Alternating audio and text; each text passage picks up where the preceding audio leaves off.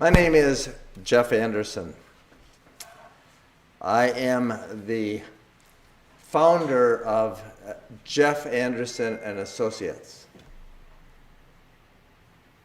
And our law firm, now for 38 years, has been dedicated to working with and advocating for survivors of sexual abuse. Let's hold on a moment.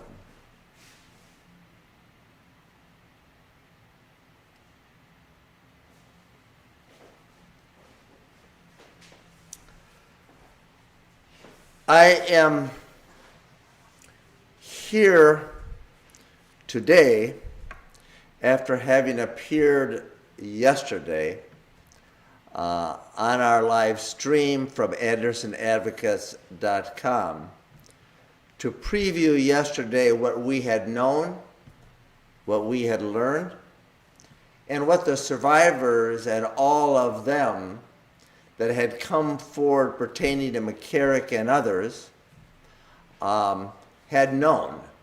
And we did an overview of that. And that outline and that overview is available on our website, as is that outline. This morning, the Vatican, Pope Francis, released this report. The report on the Holy See's institutional knowledge and decision-making related to former Cardinal Theodore Edward McCarrick, 1930 to 2017. And 2017 is used here because it's a date in which he was actually removed as a cardinal and as a priest from the clerical state by the Vatican.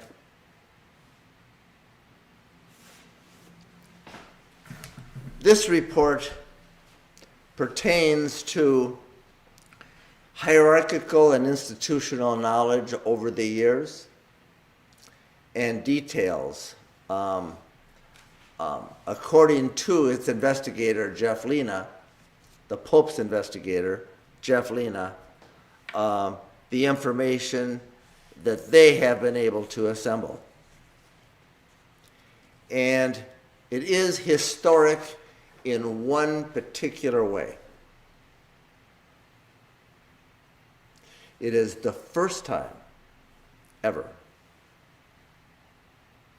that an outside, non-clerical investigator has been deployed to unearth that which has been concealed and hidden,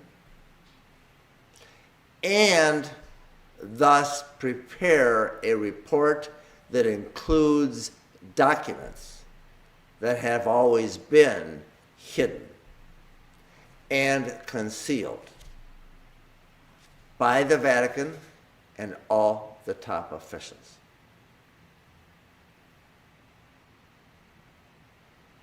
Let's also contextualize. This is the first and only and pertaining to only one cleric. And when we think of all the thousands that have yet to be revealed, and all the tens of thousands of hundreds and thousands of documents maintained by the Vatican in their offices, and all the top officials, from cardinals to bishops to archbishops, in their offices, and the secrets still held. Today's report is pale, but it's a start. It's a real start. And to that extent, I'm going to walk through some of what this does reveal that has not been before revealed, and the significance of it. And to understand the significance of this as we read it, and as people read reports of it, I think we first ask the question, who are they? That is, the popes, Pope Francis, Pope Benedict, Pope John Paul II, and all the top officials in this hierarchy thinking about. And any time you read any page in this report, you come to the singular, inescapable conclusion is they're thinking about themselves, and most importantly, the reputation of the Roman Catholic Church globally.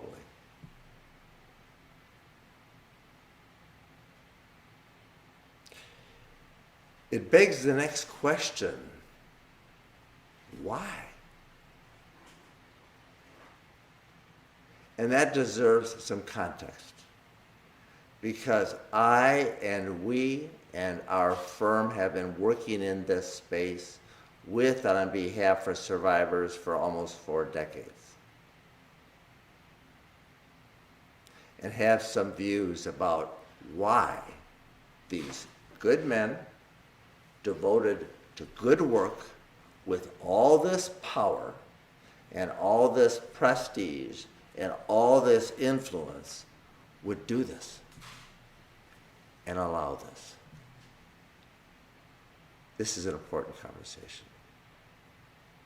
And I want to share some thoughts about that before I get to the report.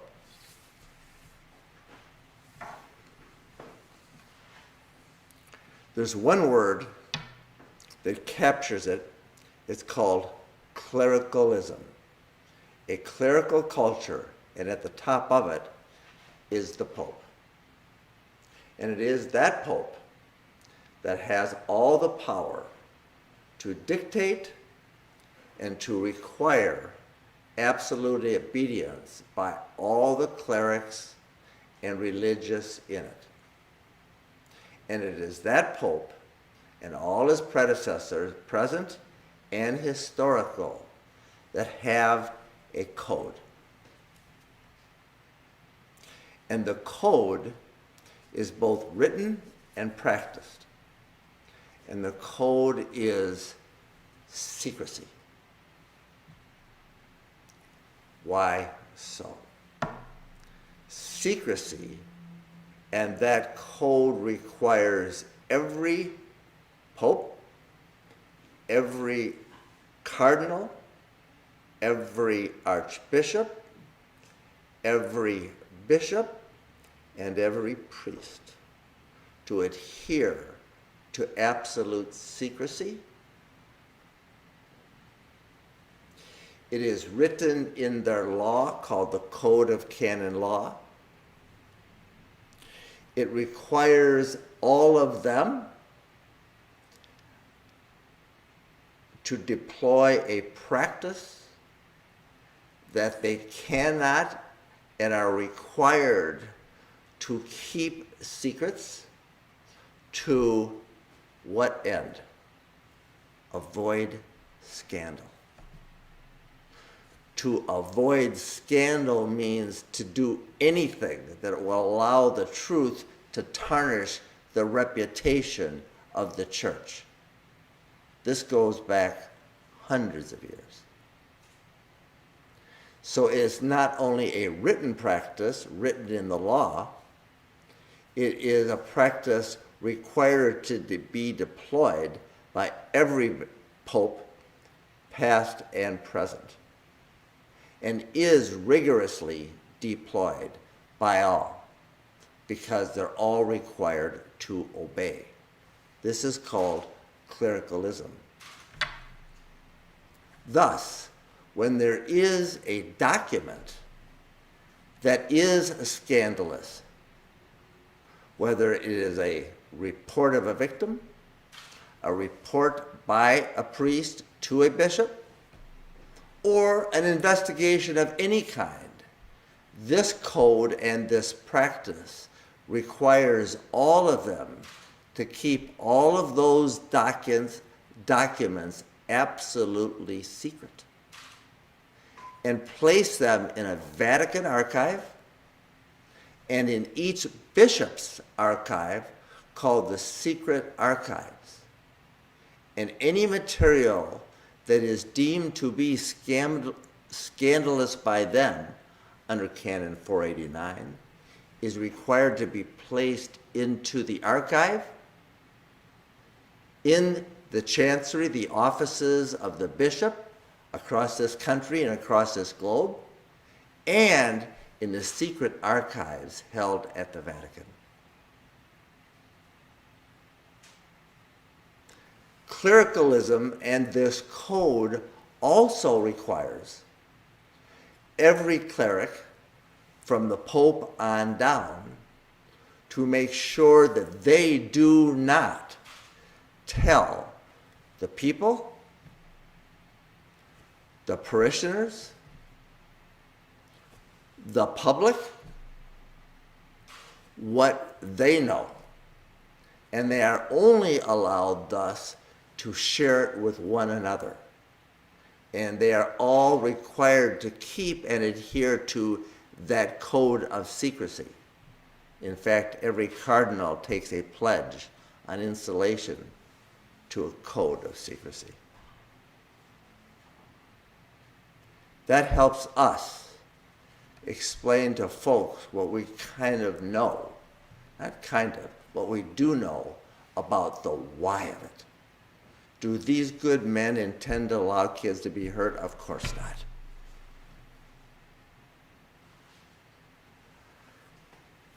Of course not. But what they are required to do is obey the code in clericalism and the decrees issued by the papacies, and all of them, past and present. And it is that context I share this, because without understanding the why, it can't make sense. It's also important to understand that in this culture, there is also a requirement of celibacy, which requires all of them on installation and ordination to take a vow of celibate chastity. That means not express their sexuality in any way, shape, or form, and thus requires all of them to suppress their sexuality. And when they're required to do that, and they express their sexuality with children, with one another, or other adults, they are required to do what? Keep that secret and among themselves from the top on down. The third and final contextual explanation, I think, that deserves to be shared in terms of understanding the why of this is that this is a pure hierarchy in which every single priest takes an oath of absolute obedience to ultimately his superior and his superiors to Rome.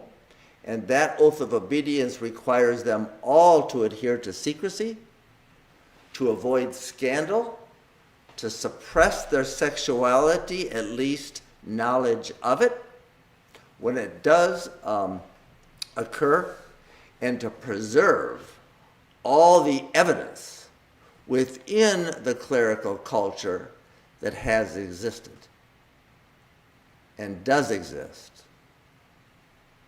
and keep it among themselves. And thus, it is a culture that hides the truth and imperils the children. And not just thousands, tens and hundreds of thousands across this globe. So let's talk about this report as simply a template of one sordid saga of one of the most prominent predators to have roamed the globe and the American culture within the context of clericalism.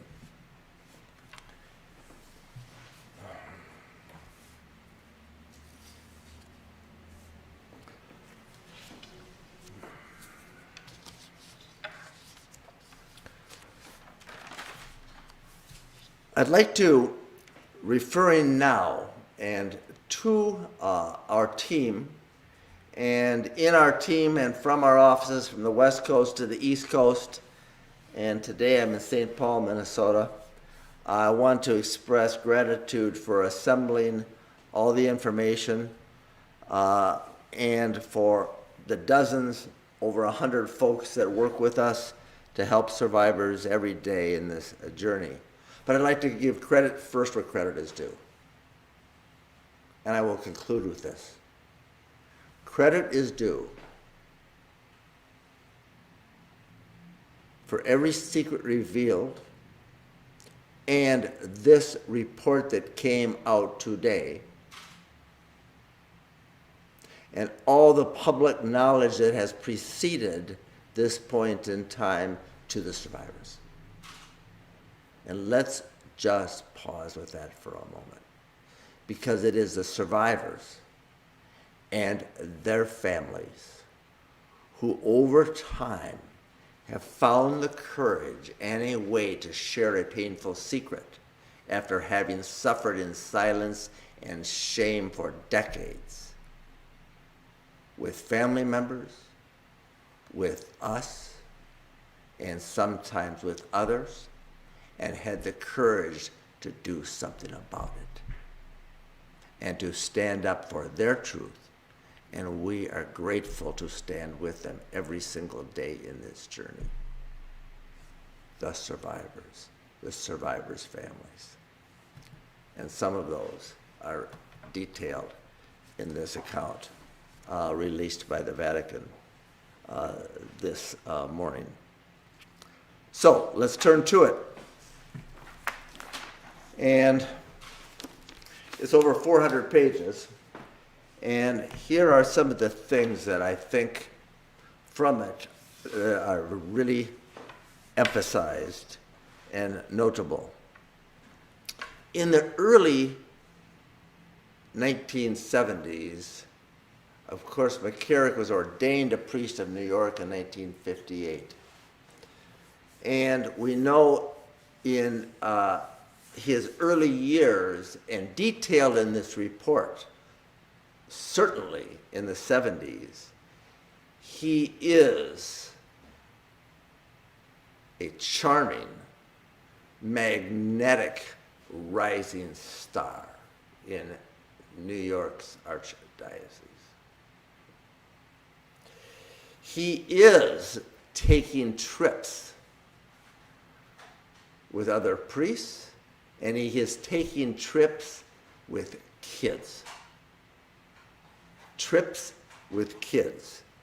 And he is doing it, according to this report, in plain sight, making no secret of it. He is vacationing regularly with kids. And there's talk about it among his colleagues. Cardinal O'Connor, Cardinal Bernardine know it, as do his colleagues, his priests, and other colleague priests around him, as well as superiors. And it's also now clearly documented that he is sexually exploiting and abusing and raping those kids.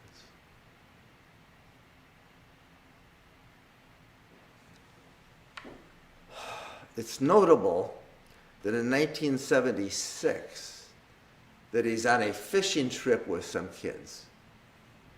And he's called back from it and has to leave so he can meet with what is soon to be installed and voted to be John Paul II.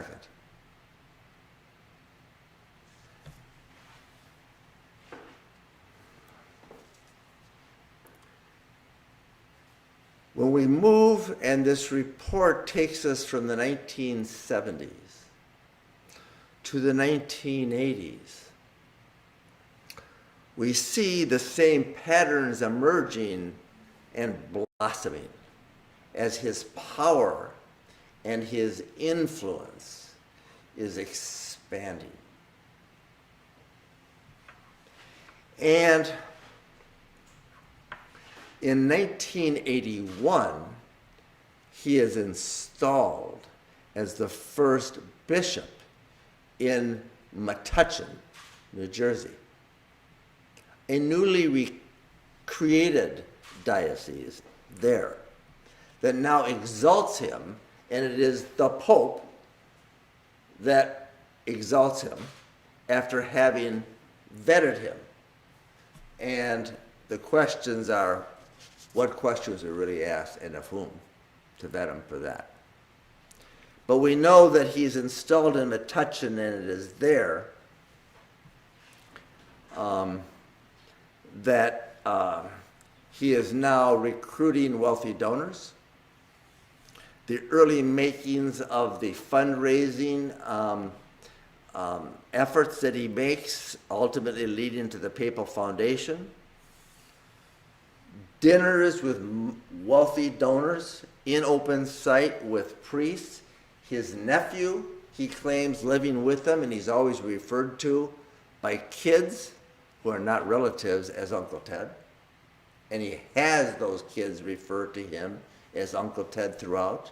Even young seminarians call him Uncle Ted. And in that early 80s period, as the Bishop of Metuchen, he starts to exercise a sphere of influence across the globe, but is entertaining all these kids, all these seminarians who he's recruiting into the priesthood as a powerful, and I might add cunning, Pied Piper.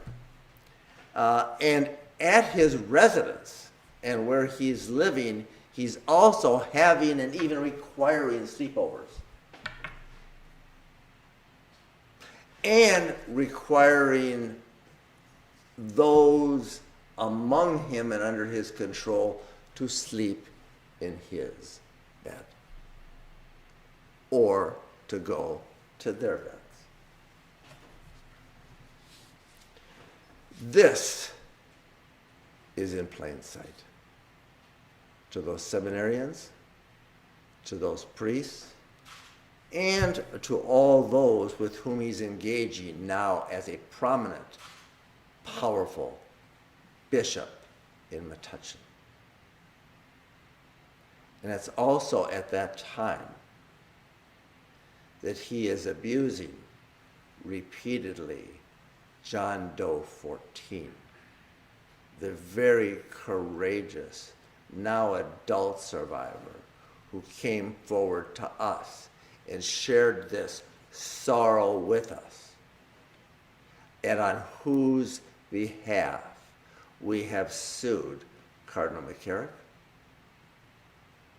the Diocese of Metuchen, and the Archdiocese of Newark, because many Newark priests are involved in the Diocese of Metuchen residences where McCarrick is now living and engaging in plain sight.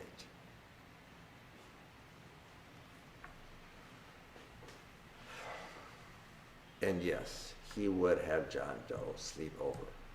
And yes, he, in plain sight, effectively would continue this conduct and his exploitation of that child. God only knows how many more.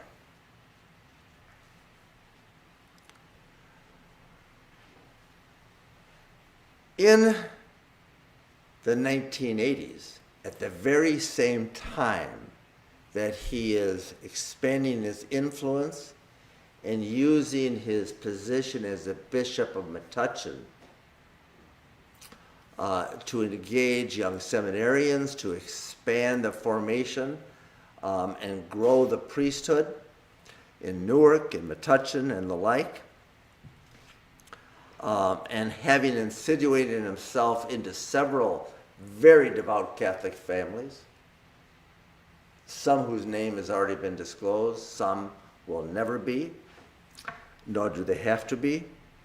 There is a mother whose family has now been insinuated into the McCarrick, whose family has been totally insinuated by McCarrick for many years, arising from New York. And this mother has seen what he has now done, not just to the family and all in it as adults, and the trust betrayed, but that kids have been abused.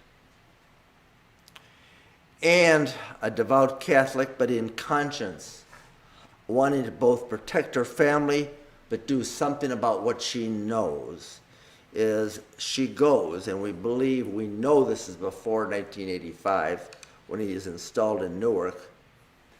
She goes to the library and looks up the official Catholic directory to see who's really in charge of the Roman Catholic Church in America. And she has written a detailed letter that exposes McCarrick as a predator and as an abuser of multiple kids. It is a warning.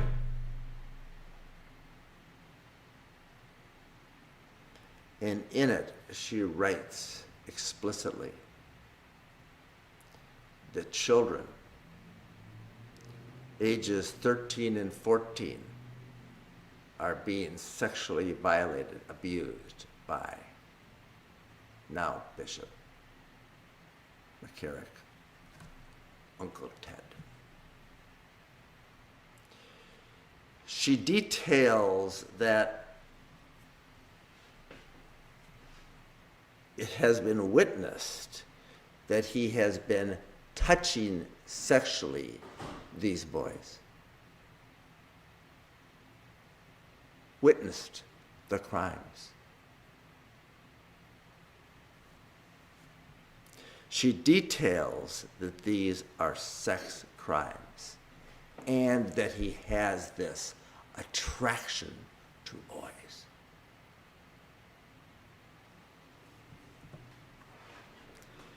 And it is on reading of this report and our knowledge of her and this family, two of whom we represent, and are familiar with the accounts given to the Vatican by this family, some of whom we represent, that this letter and this account given by this heartbreaking but courageous, devout Catholic mother is credible.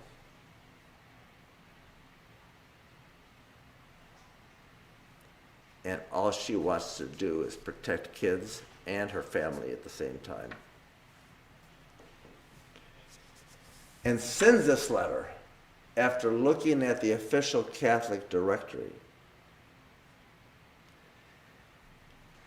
to every single cardinal in the U.S. And at that time, our review of all the cardinals actually stationed in the U.S. There were 6 in number. But she also sent that not just to the cardinals, but to the papal representatives called the nuncio. The nuncio is one of the clerical terms for the Pope's delegate in Washington, D.C., appointed to be the Pope's representative in America,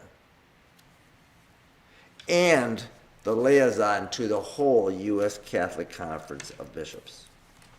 That means all of them.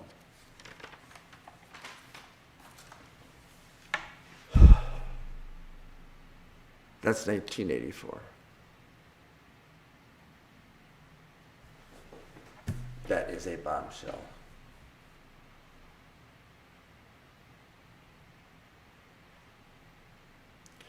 And then the question becomes, that in part is now answered by this report, is what is done by the nuncio, by the cardinals, by the bishops, and most notably by the Vatican.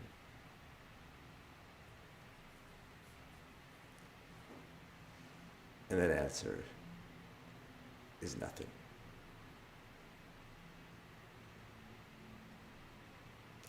And that begs the question then, if that letter was sent, as we know it was, and is not disputed in this report, what do they do with it? Because Mom didn't keep it, the only ones that are in possession of it are all the clerics and the top officials, and to this day, not one has produced it. And if they preserved it, it's somewhere in those secret archives, yet to be excavated.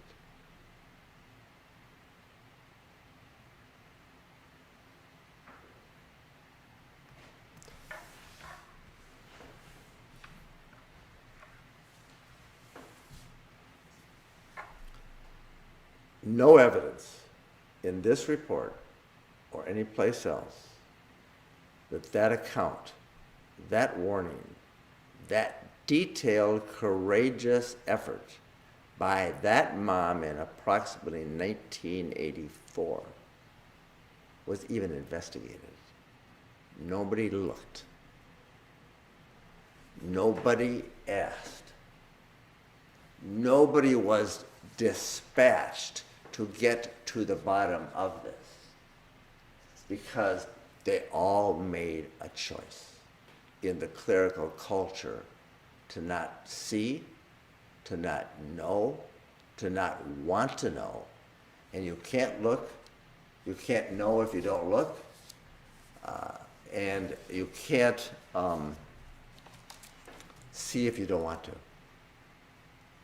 And the clerical culture and the avoidance of scandal and the adherence to secrecy required them to do what? Suppress that truth that had been revealed by that mother. That moves us to the 1990s. And in it, we see in this report that there are 7 anonymous letters and accounts given to members of the National Conference of Bishops, that is the organization of all the bishops and their officials, that are sent to the papal representative, also known as the nuncio. And among them, we have Cardinal O'Connor, we have Archbishop Cardinal, now deceased, of course, Bernardin, And we have the top U.S. officials in America, certainly. And while the letters are anonymous, as was the mother's, they describe pedophilia using that term. They describe and use the term cunning pedophile to describe McCarrick. They use the term, and I quote, authorities in Rome have known for decades, unquote.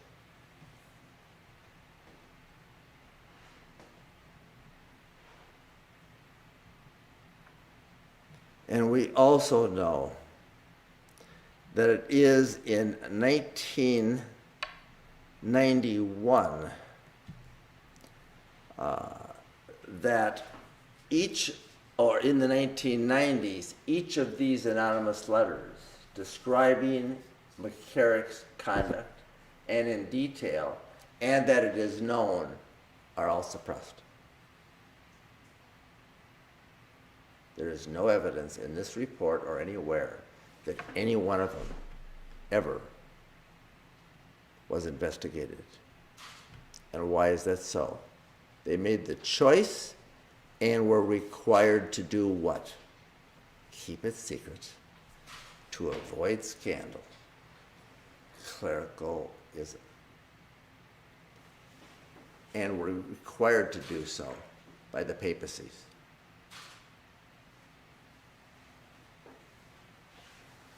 We also know, as detailed in this report, that there is a very courageous priest who was under the control of Bishop McCarrick, who became Archbishop and ultimately Cardinal, who McCarrick required to comply to his sexual appetites, and whom McCarrick sexually exploited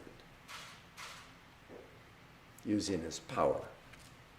And that while he suffered with that for some time, but in conscience was told by another priest he must say something. This report details and identifies priest number 3, whom we represent, that he actually went to the bishop, that he went to Bishop Hughes, and he told the bishop what McCarrick had done to him, and he believed others. That he had been sexually exploited, and McCarrick had used that power over him.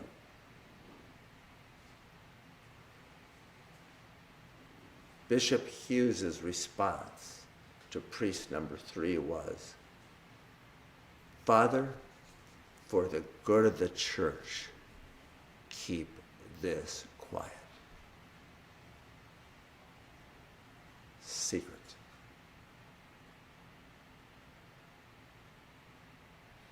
He did. He was required to.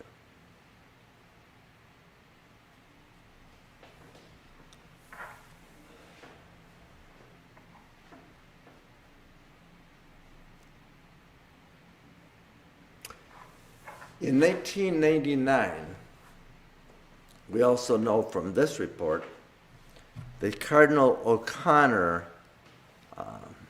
writes a letter to the papal representative, the nuncio, the papal delegate, that got shared with John Paul II. In other words, O'Connor shares it with the Pope. It always goes up the chain here. That's the way it works. And they're required to bring it up the chain and required to keep it secret at the same time. And they did, and Cardinal O'Connor, in it, and the nuncio is Montalvo. in this case. And in the letter, he references all the anonymous letters received from 1992 and 93. Pedophilia, authorities knowing, cunning, pedophile, etc. So he does not withhold those details known in 1992 and 93 from Pope John Paul II. He also details that McCarrick is sharing the bed, his bed, with seminarians, a practice already known in detail and well known and employed by him. This is Pope John Paul II.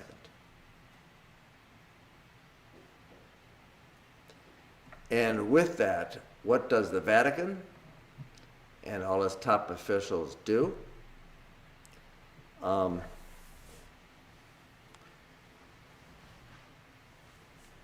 Is keep it secret and to hide the truth that is known, as they had before,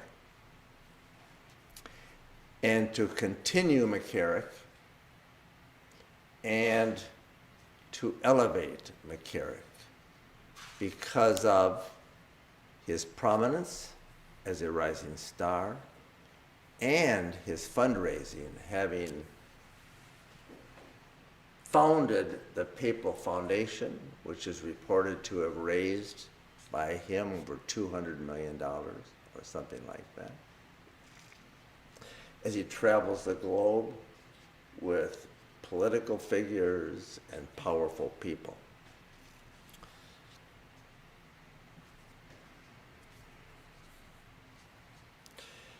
And it's at this time that concerns are raised in the Vatican Curia, that is the Vatican government. Like, we're going to elevate him to Washington, D.C. from having been the Archbishop in Newark. What are we going to do? There is this stuff that now is out there that has been written and recorded, and there is a danger. And they talk about the danger, but the danger is not to the kids that they're concerned about. The danger is that McCarrick will be exposed, and there will be a danger of what? Scandal. That is the hazard that makes them have reservations about elevating Cardinal McCarrick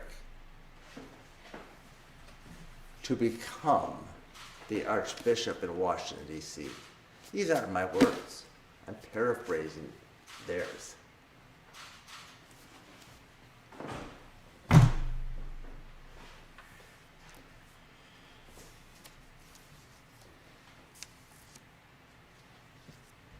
In 2000, when they see that there is a potential for this scandal, they go to McCarrick and ask him. And he denies any sexual misconduct of any kind at any time. And this is a part of the playbook that I will share with in my comments later. And the playbook is: keep it secret, avoid scandal, hide the documents in the archives, confront the offender, have him deny it, accept the denial, choose to believe it, and then transfer or promote. In this case, they promoted. And in 2000, McCarrick writes to a handwritten letter to the Pope. Actually, it's the Pope's secretary, directed to the Pope, but through his secretary. And in that denial, he gives the typical denial of offenders and predators. And at that time, the Pope, as all those before that have learned of this, make a conscious choice. They choose to just believe that he didn't do it and accept his denial and do nothing further than to elevate him to become the Pope and the Archbishop in Washington, D.C., and ultimately elevated him to the stature of cardinal until his removal years later.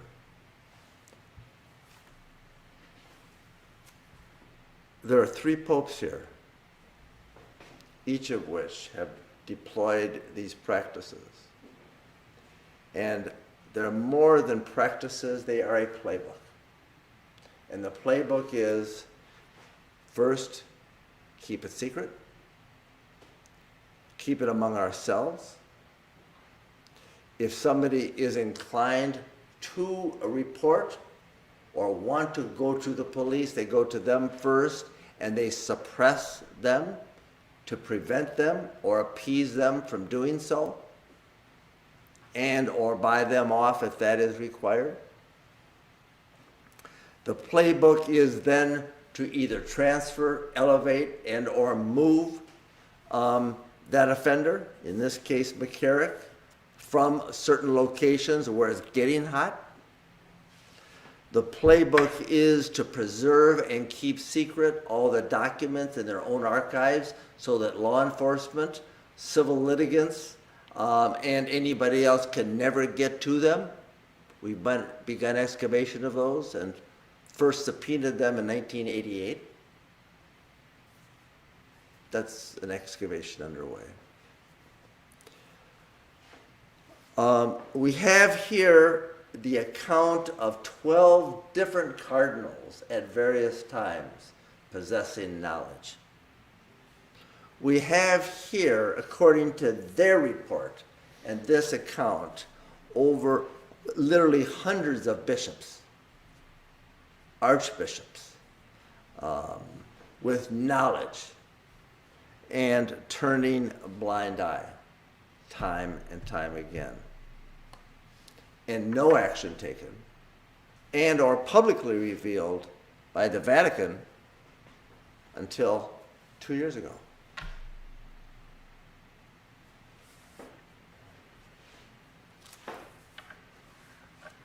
So this playbook is pervasive and employed across the board. And I now really want to turn to the significance of this report, and to the extent it's never been done before, that makes it historic. But to the extent it really reveals the history of what has done before and to this point in time and continues to be done, is also historic. And that is the sordid history of concealment, of secrecy, of cover-up, and strict adherence to a playbook. Because this is just one priest. On one day, where they revealed what they knew and what could be unearthed at this time by one investigator, Jeff Lena, at the request of the Pope. And to that extent, I give him credit, but not for the deployment of this playbook. And the tens of thousands of lives that have been shattered because they, and each of these popes and every top official, has made a conscious choice to be a part of clericalism, secrecy, self-protection, and avoidance of scandal. So the call to action here is to have the Vatican release their archives that identify every single offender, like McCarrick, that they know to be, whom they require every bishop to now report to, their knowledge that every bishop has kept secret across the globe. Our call to action is to release every file protecting the names of innocent witnesses and, of course, survivors of those offenders, so the public, the police, and the parishioners across the globe can really know the gravity of the peril as it has existed in the past and, most importantly, in the present.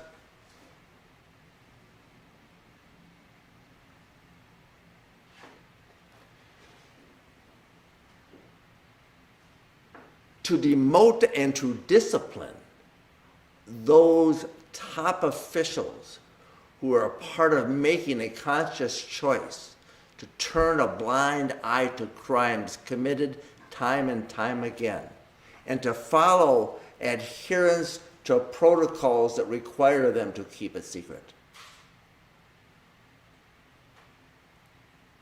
And thus report them and all those top officials complicit in it to law enforcement so it can be investigated and prosecuted when appropriate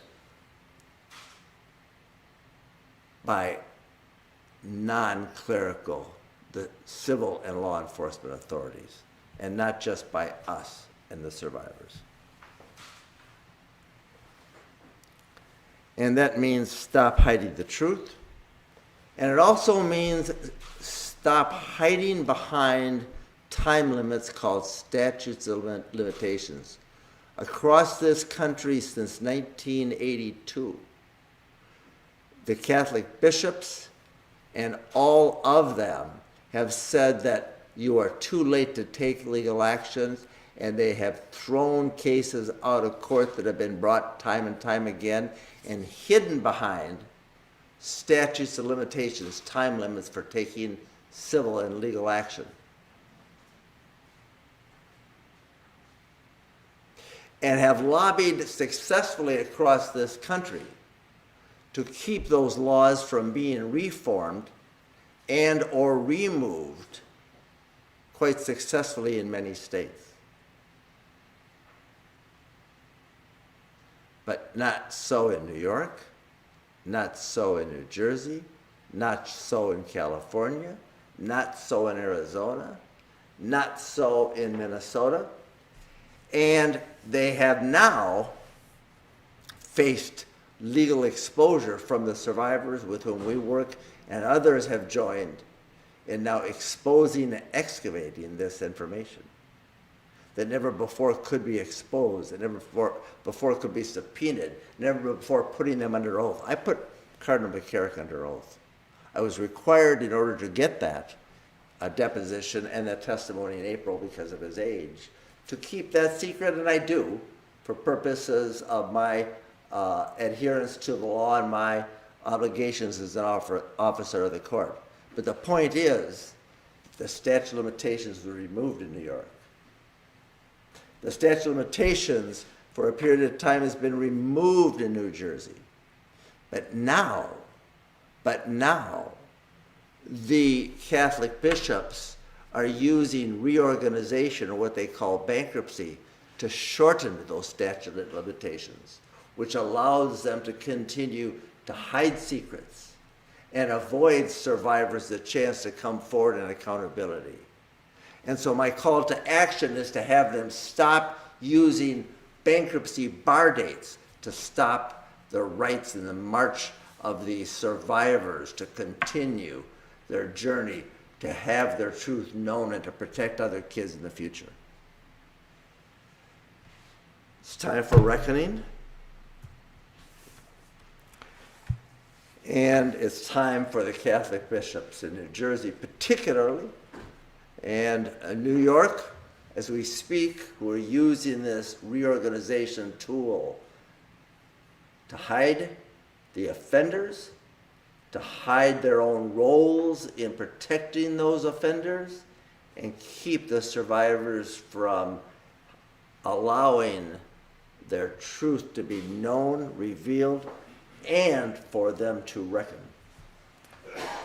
So for today, I am concluding my comments and summary of this with a place where I began, and that is to the survivors.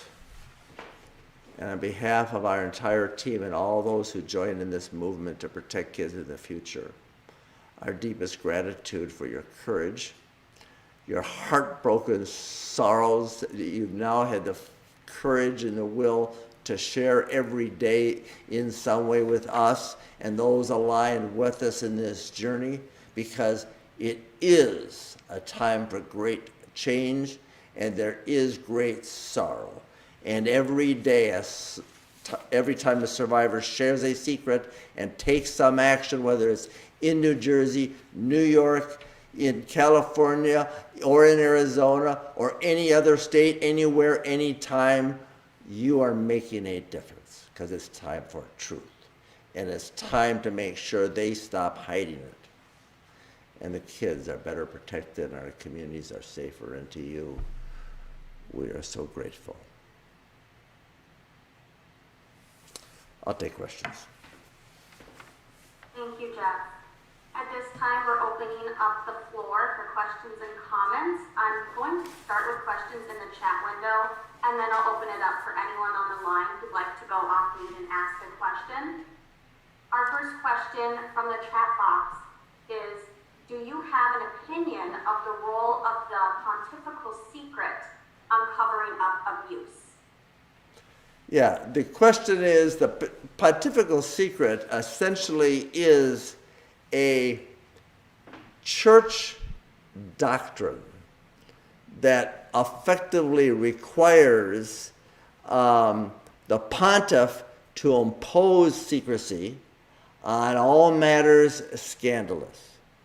And thus, it is the pontifical secret, their own practice, not required by any truly held religious belief, but by their own self-protection to avoid scandal, that is one of the tools used by them to adhere to these perilous and dangerous practices, and needs to be vanquished if they favor truth.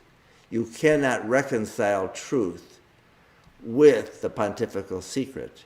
If you favor the safety and well-being of children and the faithful, you cannot adhere to the pontifical secret.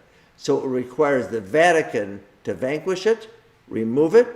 It requires the Vatican to reform the canon coded of law and all the practices and decrees that emanate from the pontifical secret, and the employment of secrecy in sexual abuse and scandal avoidance.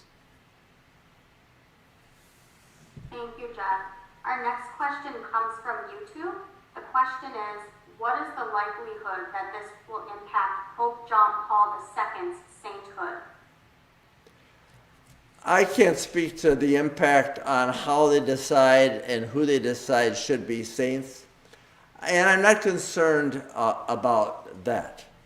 What I and we and the survivors are concerned about is the safety of the kids and their families from these horrors, and doing something about all the wounds that have been inflicted upon them so they do not continue. And that is our focus. And who they choose to make saints and not is their business, and I'm not concerned with it. Our business is to protect kids and help survivors heal, and do what we can to help them empower and share their truth safely, and with them know that we can do something today to protect kids tomorrow and help others that have already been hurt. Thank you so much, Jeff. I'm now going to open it up to the phone lines. So if anyone is on the line that would like to unmute themselves and ask a question, please feel free to do so now. Does that include Absolutely. Go ahead, Bruce. this is how much did the Pope know, and when did he know it?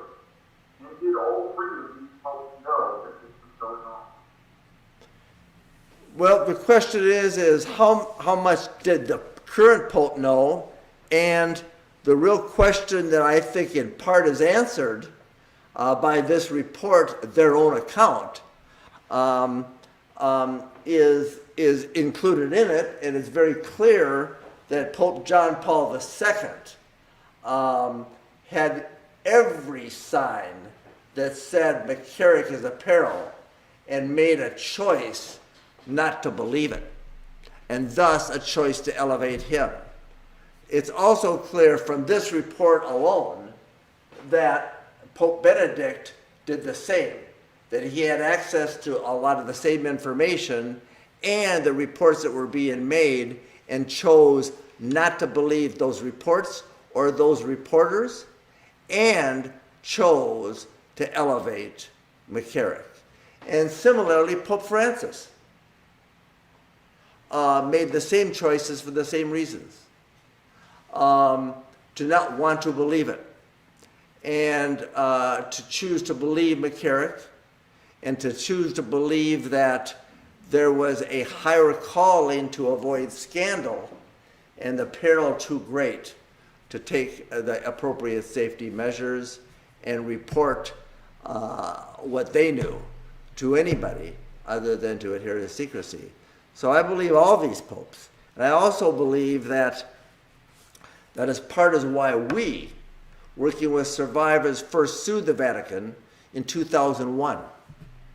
And Jeff Lena represents them and represented them in that case that wound its way through the courts for 10 years. And it's also why we sued the Vatican on behalf of one of the courageous survivors who was abused by McCarrick in New Jersey, in Newark at his parish in 1995, and that's John Bellocchio. And John Bellocchio is a courageous survivor that came forward, sued the Diocese of Metuchen, sued the Archdiocese of Newark in New Jersey under the statute of limitations that now allows it, and then had the courage to take on the Vatican, to take on the Pope. And in New York and pending in federal district court is his complaint, which we have filed, which is now being litigated, and it names the Holy See. It names the Vatican. And why is the Vatican named and detailed in that 64-page complaint?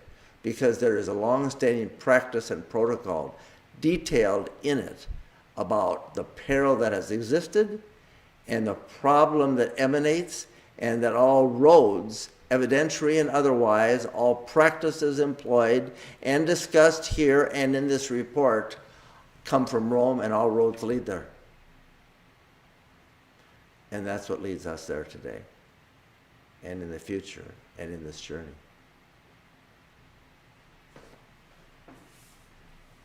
Thank you, Jeff, and thank you, Bruce, for your question. Is there anyone else on the phone line or on the Zoom call that would like to unmute and ask a question?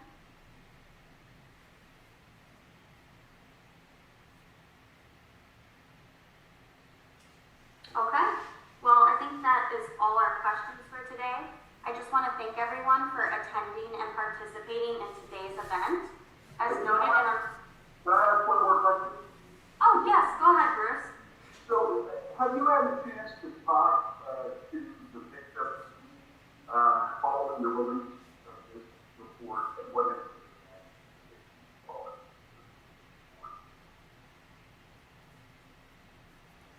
I wasn't able to hear that question, but I'd be happy to answer it offline. Well, what's been the reaction of the victims to the release Oh. of this report? Oh. What's been the reaction of the victims? That's a good question, and I really think it deserves to be addressed, and it is this: what has been the reaction of the survivors? And to the extent we prepared them for this, because we have been cooperating with the Vatican investigation for some time and knew this was coming, we had a number of them willingly and courageously share their stories with the Vatican investigator Jeff Lena, and their bravery in doing so is deeply appreciated. And so they have had a sense that this was coming, and I have some sense of being prepared. But because we represent so many survivors in our firm, and it's a large one, and we represent survivors of abuse exclusively, we haven't been able to solicit reactions to them, to today's revelations. We have been preparing as many as we could that something was coming, and now our journey and our team, our advocates, our professionals, our social workers, and our attorneys are all going to be working with the survivors to help them process this, because one thing we know, trauma is devastating. Sexual trauma and betrayal of trust is even more devastating, and each of them are suffering in grave ways. And this revelation and this attention triggers more trauma. And it is thus our job to stand with them, our job to support them, our job to understand what they're going through and help them get help, knowing that this is heartbreaking and painful and awful. Great question, Bruce. Thank you, Jeff. Are there any other questions?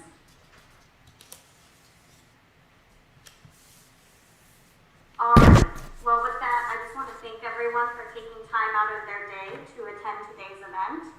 As noted in our release and on our website, the press conference was filmed at 1080p resolution with a broadcast camera. Video files will be uploaded to Vimeo and available for download following the conclusion of the event for use by broadcast and digital media. A Dropbox link for immediate access to the video files is available upon request. You can submit requests to media at andersonadvocates.com. That information is also in the Dropbox. I'm also going to add information for contacting the attorneys following the event if you would like to do that. And with that, I think that's all we have for today, and thank you everyone for attending. And thank you to the survivors.